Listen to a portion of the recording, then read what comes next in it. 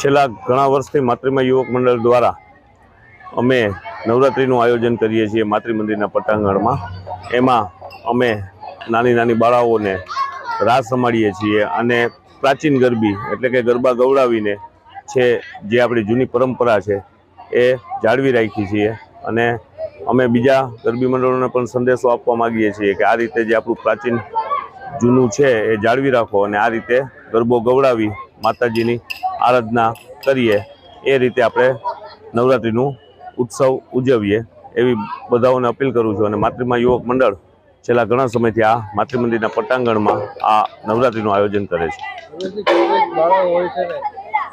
અમારે બાળાઓ લગભગ 60 થી 70 નાની મોટી બાળાઓ રમે છે અને ભાઈઓ પણ લગભગ 30-40 જેટલા ભાઈઓ રમે છે। દરરોજનો દાતાશ્રીઓ દ્વારા નાસ્તા હોય છે અને છેલ્લે દિવસે દશેરાના દિવસે અમે બાળકોને પ્રોત્સાહન રૂપે ઇનામ વિતરણ કરીએ છીએ।